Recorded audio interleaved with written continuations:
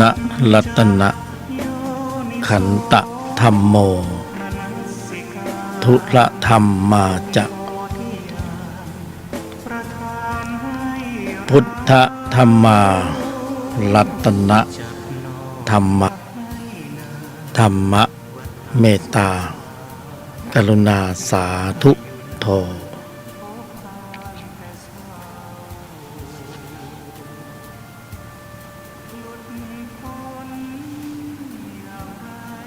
ก็ต้องขออนุโมทนากับท่านผู้ฟังทั้งหลายที่เหตุปัจจัยของความดีที่สมบูรณ์ถึงพร้อม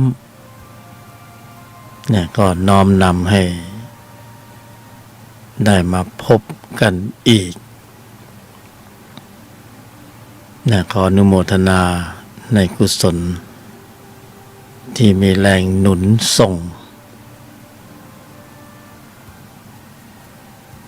เนี่ยว่าหนุนส่งกันแรงๆว่าจะฟันฝ่ามาถึงชั่วโมงธรรมนี้ได้นะขออนุโมทนาท่ามกลางของกระแสสัมผัสที่จะดึงดูดนะเราไปในทิศทางต่างๆวันเวลาก็ล่วงไปดับไปในโอกาสดีๆอย่างนี้ก็ไม่ค่อยมีบ่อยนะโอกาสที่จะไปให้ความสำคัญในเรื่องอื่นๆมันก็เข้ามาในโสตสัมผัสก็เรียกว่าท่ามกลางความหลากหลายของสัมผัสความหลากหลายของจิต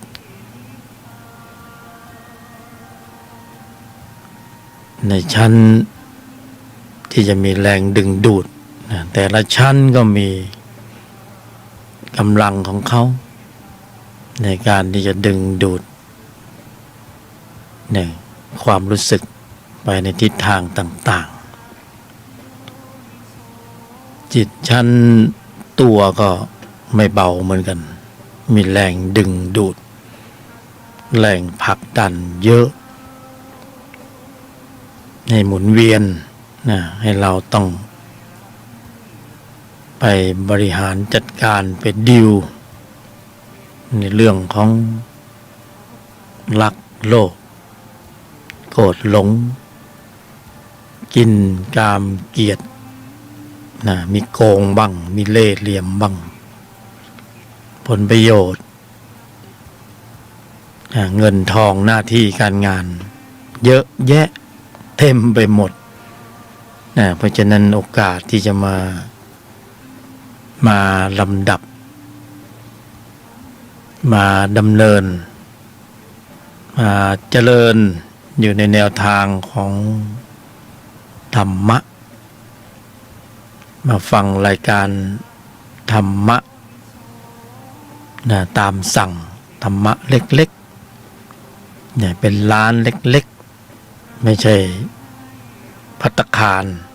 หรือในห้างหรูพวกเราก็ยังให้ความสำคัญเนี่ยเป็นร้านเล็กๆให้ความสำคัญก็ยังมา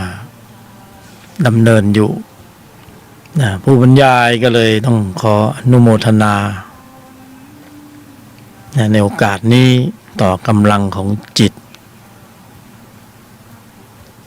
ที่มีองค์ประกอบมีกำลังมากถ้าไม่แน่จริงไม่มีกำลังจริงก็ไม่มาถึงชั่วโมงนี้ขนาดร้านเล็กๆร้านหนึ่งในมุมมืดๆข้างถนนธรรมะตามสั่งก็ยังมีคนมาเหมือนอาหารตามสั่ง ร้านเล็กๆคนก็ยังไปกินกัน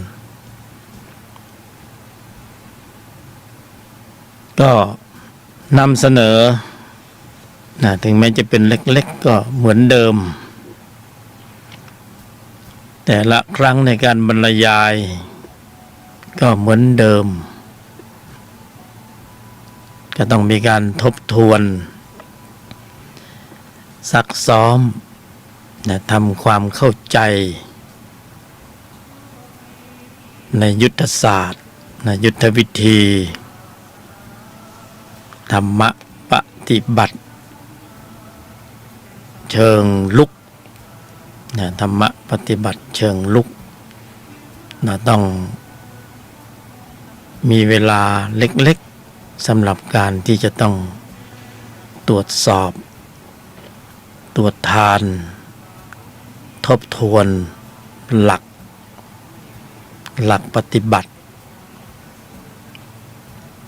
หรือเรียกว่าธรรมวิจัยมาตรวจสอบตรวจดูเหมือนเจ้าหน้าที่ที่ต้องใช้อุปกรณ์ในการดูแลความสงบก็ต้องมีอุปกรณ์ก็ต้องคอยตรวจสอบตรวจทานดูอุปกรณ์พร้อมที่จะใช้งานได้หรือยังพอถึงเวลาจะใช้งานก็ใช้ไม่ได้เราปฏิบัติธรรมในชีวิตประจำวันที่มีกระแสสัมผัส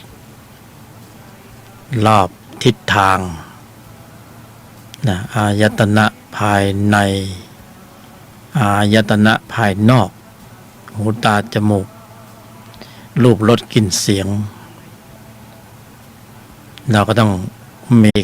ของเรา